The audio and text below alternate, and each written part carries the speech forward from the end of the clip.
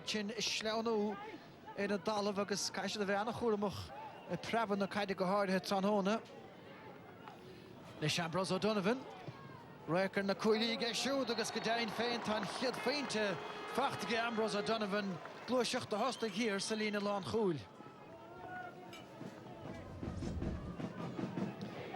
Martin Anna Grenzer Fadler again Vermoor agus Neil 1 hour sa Nish Fachten Soigen Vero Glor Park Dara Sullivan Makle Bernard agus Farvi the Kerry Fevdines Fehem Lena Schultestach Loge Gaffa Gadastig get Polo Gani Trust in the park and so she shot Dahi Count on order get shoot agus Willie Vertistig Saste Well ni gado Veve Mark which he forced to stick Fachter to get Paul and so, Rochul gesagt pointed you get Chanceller Void and so. Talking to point ach, wie ruiker de goal again. Wie ruiker een goal again alright every and I guess Kappa saying Griff zich een toort veel maar zijn soort in roer ook zijn vriend genotaag en zo en agus vechten en dingen aan hebben en zo en op haar spas nach hoe stikken kagus vechten chat dein cherch. Leergus mahage, agus begatna kudig zo in waar ik fans spelen. Agus dangen gaffach en kenenish.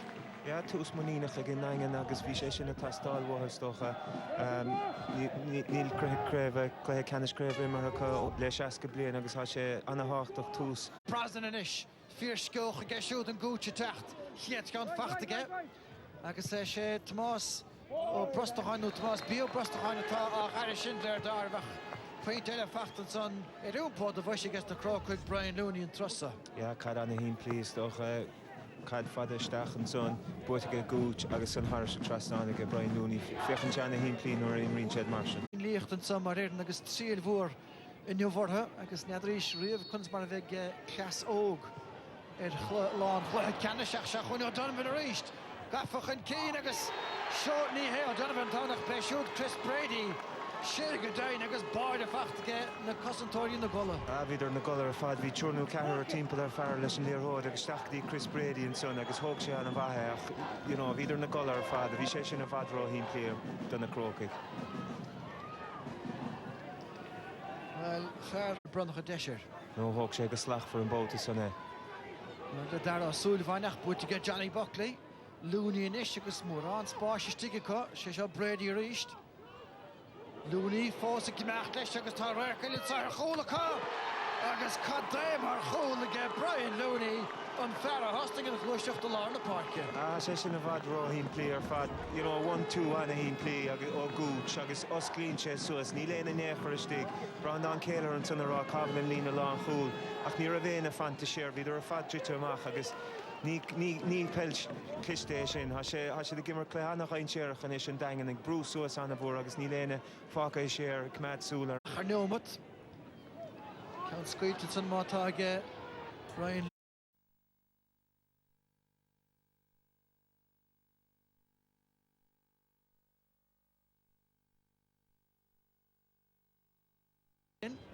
Idir dáling tá Cooper leistig an so de Hamas bí ó brostacháin. Classíocht de get Colin Cooper agus an pointe mar luach saihir. Ja, fechen sena hín play bhíon. Brian Looney ach rééis fi sé cartagin an dagan an count na bhuach agus séchar seo Looney rééis agus racha dhéanamh ag seo go háirithe an áidir fad agus bhfuil bratbán a gáirdach istig tá go dainach inne. Ja, tús anna bhd déanta Brian Looney fechen sena. Sin count an lismithir chlé agus lech die Buckley reached. We krijgen gewoon tweede klas de handschoenen kort kunnen vriendje met Kern nach Kelsen. Garo Nomot. De Rijmschik shows of Makati can score daar nog gekomen. Maar een geen shift daar veel Nomot kunnen katje van Drasa. Is Geer Gako. Is je punt het samen Hagentje. De Bert een erke gele stiek. Nu kunnen hij de gele John Payne en son. Is Kelsen short de start vast. Goede steek, je daar aan Sullivan ha, een shelf de pelle fel haar niet tank aan hard, katje toch ook nog goede tacht. Facht again Varvi im Lacklia and the Rickers give it rugby le back to Rangers and top paint time since on Ganes. Yeah, Tahio again and Hit can our the sticker in Varmore agus painter as. Yeah, sin éon tactic a chaise de húsáid, mar níl lína lá an chúl na Crokes mór ficinn tú an son péin agus tá seanna bheog fearín beag sethe. Agus má churn tú caiideanna isteach. Hanna géanís séfri gáorlach agus ha Billy Canner timppel séfri cúigórlach agus caiideanna mór isteach agus cruthóig sé deisina. Se an fersa go háde agus Billyog na chuúr mar dentú tá ír den son go bhéad fi beidir teachta dír sin. Sécín de chúil go dtí seo ge Billyog na chúr sa chraibh agus reachtaíonn go trí chláir nuas nis sé rás an son bhí Colin Benny ó muirteagach. Be gáinní beag chun déige a chéile córagus séchar seo réist straice mór talún rim Ambrose O'Donovan amach agus an féile sciúrach an dalamh an son. Beidir go sé ceartlaige gluiseach an cín a hénig. Diasan son aige se chaláirtaí seo sa macatíigh ísiúil géar agus anna fescadí Paul O'Géin éistigh ní seansar bháidin sa bhfuil tá paint aige ach sé trú nachbáideach as go rasan. Ja, níl sé sásta leis sin bhí sé dul go an báidir bhríon agus íontach gábháid is a bheith fáitige Paul Géin. A cinn sé anna bhá fuair sé sellhar an gaiid chas sé isteach Mike Maloney agus bhí sé lorg an cúla stólam héin ach puinte táchtach inis agus ní nach gábháid átartha. Se agus níl san dóiente mar chúdáin a bhir nó dís beidir puinte nó Mórán. Se chun Lú Quinninis. Stechan sa grí Lúní agus tá fersa é ausar fadó hosnaim mar steach sa spás Chris Brady techt. Buite ge siút agus Quinn a leanúin téir món rahan son. Puinte anna jasagun ge Lú Quinn ach níl son a dhéanamh an angan níl siad a leanúin na rathe sír. Níl, nó, hána Crokes inis há sé sásta an brúar fada sú agus an son brisin sé ar an bhrithún síostóch agus há sé de tógan puintí fuair Brian Looney puinte anna chasú lei sin níos luathe agus caithe sé an spás an a chlúdach mar há sé de tuairta numar go spás dóibh san átainn séireach. Ceanna mó ní rahád a hin. Tá sé seo beáin níos a jocra ach testáil go dóite.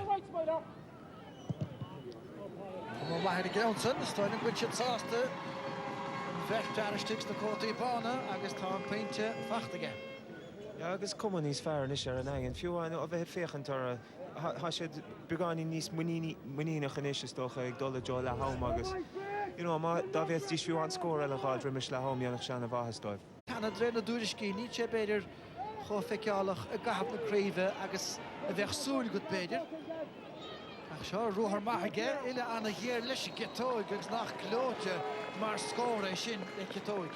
Is sé rád faoin na Crokes níl feictíonnta go cíaran le fé nómat agus an fáin sé an chaid rihann sé síos a clíán casan sé isteach puinte agus nuair imróí leis an scilt sin a got a seanna dheachar buchtantar mar níl tú brathir duine bháin há gút ciún na hóna na nómh agus há imróí eile stocha fáil scóranna le héadí Looney agus inis Kieran Léirí ceann fáitige.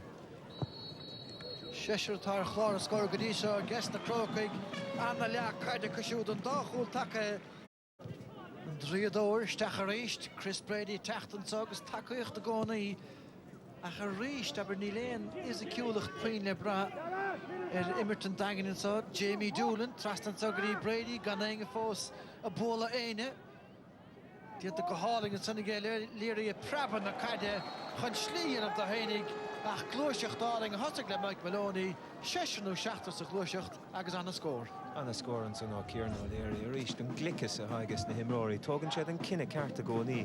Bhí bhreise go raibh fearr tachaigh an san Kieran Léirí agus lena chetóg anna faointe ar fad. Ach a ríist há dagan inis an tactic a bheith chun ná caid ard a chur isteach ach Mar sin dahí céisi leis gig sair. Tu go leis an san ar glíán an as i gé Looney beidir an tosaí is browsaí a coinneamh.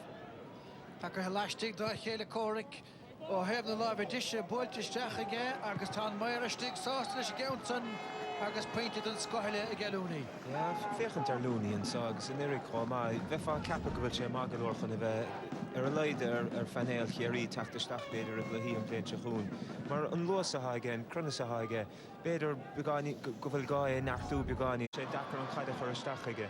Se seo chéad a córic mai Ciogéine agus Pete Johnny as anna lachfar fada gesúd a Gareth sa versa mar réin sé telef. Ja, anna chlé himmert ge Mikey Géine chun a cheartúirta Bónbrasan mar a dúirte tu siar in is agus sné a chroigh an spás de Mikey Géine ní a bhéin ábharcáil is dócha. A Kieran Léirí 6 ábharcáil ach bechearca bhaith Mikey Géine níos mó sellefin. Steach a láir slí, Chris Brady techt an choimir tu go díalach. Mi áthra gur bhain Kieran Léirí a húlda an son. Fós a gem átá. Da in a lot of kicks there and Sachisteach a míle bháidí á hicha sin. Casta go hálig ar fádig a Brady. Agus Wayland Kickénig an nó kicks there steach sin kicks there. Dinach caléis it son in líon 1 hours na hef son. Ach an slí in a rúmpa sin son agus an cúlaí cura áige go tapig. Ja, opbrín na Crokes gan a chroigar fad seo dréáil, just caiitan na beaga isteach. Úmpó na buise mar a dúríis agus bhí sé stig agus, bhí sé sin sinna ciúil go má agus stocha go bhfuil an tá beagáí le gavan ó Corán go bhfuil náfuair sé carta dearga son mar dhin sé den gnói is stocha. Cooper a hócaigh an ceansa agus stalim gur féidir an pointe chuir síos ar chlár a scóir do. Sin níl an son ahí. Johnny Buckley cur a choige. Well, Neo Géine bhí annach Mikey Géine bhí hir sé seo Paul in is. Úmpaint sé siúd leis go deas agus tá ceannáir seolta isteach aige agus Pete anna bhrán son nidifrihún sé batún ó Hooper. Ja, ní rovinnig a chintuéis sin bhrí nach anna chaide isteach an sonige dá hí Géine fiúg sé amach pasáil an go dtí Paul Géine agus ar chétóg tá se annach ríonar a chuinn sé deis na mar sin. Well, asa hadascar sé sin ar fad Colm Cooper dirigdal test na parke. Gear amach a gepáide go doháin agus ó rinne go duine. Nú gur chur Paul Géine an fel Harris a drasnáin agus tá chéadicín do faointí ge Paul in is. Sícíní go san takathe ó nimmirtige á na parke. Nis. Seolta stechan sa ach ní ceannáir ach ceann tóiste isteach í Paul Géine ríist. Dubh chur na gealaige go pointe áirthen san ar na cóla hechtá siad timpplair fé mar a bheith chuil na timpplair bháta mohalár na parke agus ceann áir eile seolta stechan san agus pointe bra bheith Mikey trosa a chaimse go ceann san. Ja, Mikey is an dara faointe fáite ges a dara le agus anna chléthe ríist a gimmert ges na Géine an óbhach Paul agus an son amach go dtí Mikey ach má churann siad caiidna isteach go dtí Paul Géine in éonúir go chéin sean sa chain séad agus stúró sé sin an immertáibh. Ceann san a buint na spric amach. Kieran Léirí agus istechar níos a hí ríist. Se seo Jamie Doolan. Tógan céanna siúdaach sa há beidir ar Chris Brady agus thiachar sin scór áling ar fad le ciúis na bróige. Beit náfuil siad mór teagra ach tá na scilna có bhuachail. Anna scilnach agus an 6 chaide chun siad isteach cican na beaga os córna tusa agus is fear beaga agus le ciúis na bróigan san cínú an chaidan slí há sé ghóiseach san éir anna chic go dó. Iad na caide a milliúna himmarthe agus istúr na chaine áíile.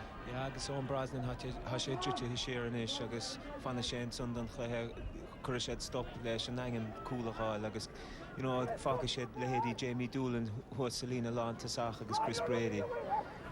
Ceúir céta fé cúil blian ar a bhód an nurig Crokes chiilearna, blian eile chuir le sinna chun is gan dát agus raibh a chunta buite 8 nóir aá si a dé bhucht den 3 blian as a chéilen sa agus cumanna maithas ortha láir na hóir an taí céisinis ar chláir a scóircha. Ja, féchan sean éas go dóibh, ach cáúg sé dúnta thuirtóibh chomáin slí a fesálan sin an chaid agus na rihanna a dhéanaan imróirí agus an slí a hacaín sé lena chéile. Tá sé is fuair an úntaché is tócha bhríon agus be seanna achar bochtantar cáú smíanamh leis chail sé tíochlathe cenne sin éige chéile agus inis is tócha go mthe sé tí chéna sa chéile. Sin sé bliana éige chéile go hí cenis éocht úntaach. Agus tá séisiir tusa inis ar chláir a scóir tránónacha anna chórtha é sin gandáttar éidirn.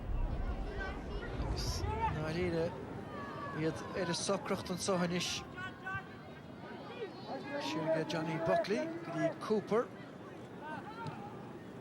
Ríist ceann os cóir an tusaí amach agus nóla Léirí mar bhainnistíocht ar a bhirn agus eicilóir bhí sa léamh mar Yoler Nola Leary in the Hogshen job. Nis Tushkim Leon and Council Cutter for really Tashid. The Savine so and Shane Myers and Ish. A Garnish Dachanson, Kieran O'Leary, a taco, the Shigri Looney, Vadis a Hunis a Tarnala. First of Vadis Gnohi, Doolan, Shigri Cooper Nish. But the Stachig showed that the Harish at Rasnan paint Feinach Achdas. Yeah, I guess no on the Crokes gimmer Marsha Kahatu just Kahatu Shasav Sos na Naig, I guess Kahatu Brudach Cheta Horror, Neil Galore Brewa Hor and Eganang and Oragus Fuan, nor Hashel Muffin. Big. Shane am Devon, Atalia Coalition Urach Legansa, Dalish Maltor, Paul Hayes, exists Bilkla at Adient, the Fadlog and Arlumer, the Maltor, Nisi Vinikina, Marianamur, and Yovagus Painter, Ellenson, a guest in the Crokes, Gustyle Magus, Shane Fachta, again Gavin O'Shea, Takachan Park, a couple of young to know. Yeah, Shale Makle, Pat O'Shea, Stoch, a Brishan and Duchas, Agus Anna Moorish and Led Biogs, Krutkianer, Severe Gooch, nor Avisha. Ish Kiana Lesh, agus Anashkil Savarsan, agus Kimi Nismo, the son of Machansa. Shatacha Soinchak, aber Gulanach at the Tossa, Eid, Afandur Tanaton, the Skilner Fadaka, Ton Hrev, against the Crokes against Far Gaustein, the stack, Evadro Vatanang and Maraharlashe, agus Nola Leary, agus Vince Casey, Kelur and son, Tuspartus. Profession to Jerfa, Anna Heimshech, Marvua, and Dalvoide. Then Vurin and Salam to Vince Casey, August Noel O'Leary. Noel, congratulations. I know you laid out your stall at the beginning of the season. You said you were thinking not only of a Kerry County Championship, you were thinking of bigger things in Croke Park, and we might talk about those in a minute. But job done today, how do you feel? I'm delighted for the players, and that's what it's all about. It's not about, as we keep saying, it's not about Vince Casey, Maliki Walsh and Noel O'Leary. This is about the Crokes 28 players that we have, and that's what it's all about. We want them to go as far as they can, and we're here to guide them as long as they keep going, we'll be with them. Was this your best performance out of the championship? Well, I suppose it was, because today they played football, and that's what it's all about. We got 2 early goals. I suppose that killed Dingle off completely. I suppose they didn't know where they were when we got the 2 goals, but fair play to the boys. They kept knuckling away, and we got some great scores in the second half against that strong breeze. Vince, you must have been thrilled when the 2 goals went in 6 and 7 minutes in. Well, it was fantastic. As I said at the start of the game, we were looking for a quick start because we hadn't done that earlier in the time, and they were 2 fantastic, just great movement. And I suppose we kind of slept for 15 minutes then, but it was a fantastic second half. We played great football in the second half, you know, like we won both halves and won both halves comfortably. Like, so it's just great. As Noel said, these players have put in a lot, like, and so we're hoping that we can take them to where they deserve to be, which is 17th of March, hopefully 2013. But there's a lot of trips on the way. As I said, there's a very hard one next week above in Kilmurray, a brick and above in Quilty is going to be a very difficult task, so we'll get the boys back down to earth after tonight hopefully, and we'll be trying to take the show on board from there. A little bit of history again today. It's not the first 3 in a row this club has managed, but in modern times, I mean, this is a very, very difficult thing. And how proud do you feel as a Crokes man to have done that today? It's fantastic. To win 3 in a row, as I said, is incredible. Like Dick Fitzgerald led the last team to do it, as I said, like probably the greatest player of his generation, and to see 2 of the greatest players of our generation, Owen Braston and Colin out there, I said it's just great. I'm delighted for them. I'm delighted for, as I said, the whole club. It means a huge amount to the club. For a club to win 3 in a row in Kerry, it's quite difficult because the division teams are very strong, but they deserve this, you know. And as I said, we'll enjoy this evening, and we'll get the head down from tomorrow on, and let's try and have a go across Crossmaglen maybe again at some stage, you know. All right, long way to go before Crossmaglen. Gurmina Mahagov, Slartling and Sotra. No, okay, but she'll write this in the book. Pointy over to us. A proud Crokes man again today. Congratulations. Yeah, great day for Crokes. You know, 3 in a row. It's a very hard thing to do in the Crokes and in Kerry. So players are very, very happy and well deserved, because I suppose looking back over the years, we've lost a few finals and they've shown great resilience, and to come back and win 3 in a row is fantastic. Maybe over the years we've seen you play well in patches and maybe switch off in patches. Now, we did have, I suppose, a time in the first half where you went 17 minutes without a score, but I think you won it comfortably, I think, enough in the end. Yeah, it was a lot more comfortable than we thought it would be for certain. You know, Dingle played very well in the championship and got a lot of goals, so it's just great to do the 3 in a row, as I say, and we definitely switched off at times in the game, but I think the goals were a big plus early in the game, and we never looked back from there. Okay, and Kieran O'Leary with the cup, what does that feel like? That's great, you know, to see him, to see any Crokes man up there with Sam Maguire, the vicious Moynihan. It's a very special day for the club, and we'll enjoy it. Will you have a fight with Kieran now for the Kerry captaincy next year? No, we'll enjoy it tonight anyway, certainly, and we won't be fighting about it anyway, but with Crokes winning the county championship today is what it was all about, and we did that. Can I just ask you very briefly, next week now you're into club championship action, and Kilmurray, Bricken, who is not so long ago were in the All-Ireland final themselves. That's going to be some match. Yeah, and they gave us one hell of a scare down in Killarney last year. We played them in the Munster semi.